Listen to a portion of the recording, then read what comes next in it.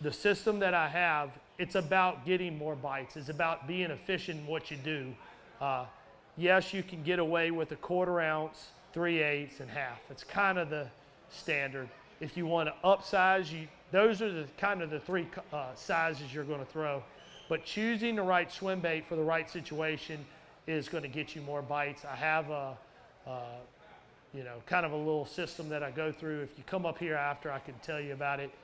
So number one, choosing the right swim bait head. 2 is choosing the right colors of swim bait. The colors I like are Pro Blue Red, Rainbow Shad, and French Pearl.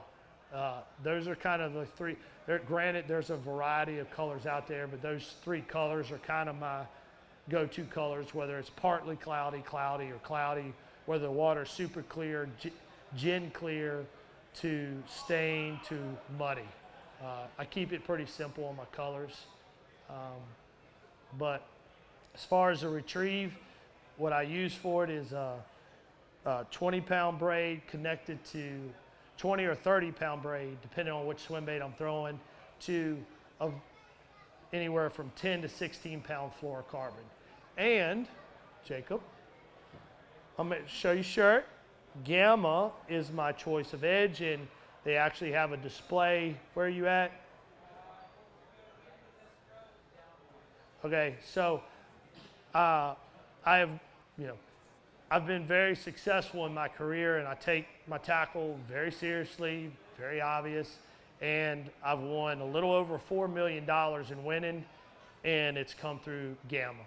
Okay, so if you're not a fan of Gamma, I put my career and life on the line with Gamma fishing line. It truly is the strongest fishing line out there. I know everybody says they're the strongest. Gamma has put money on my table my whole career. So check them out. Jacob knows it. This is the owner's son here who's there. I just happened to see that.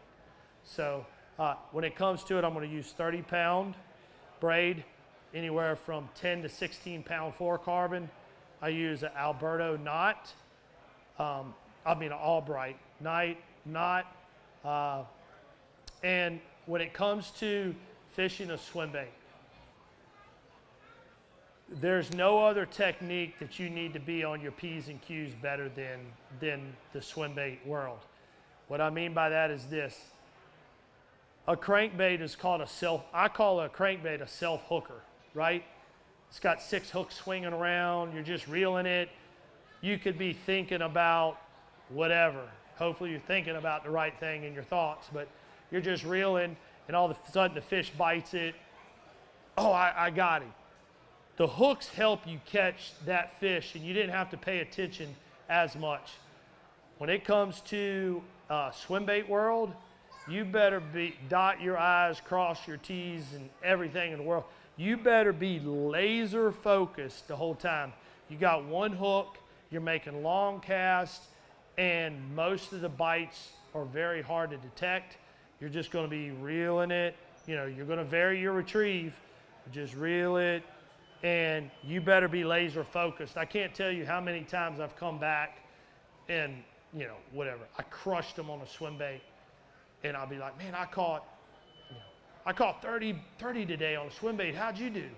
Man, I threw it all day long. I didn't get but 10. Dude, they were crushing it today. Well, you must have been in the right area. Ho, ho, ho, ho, ho.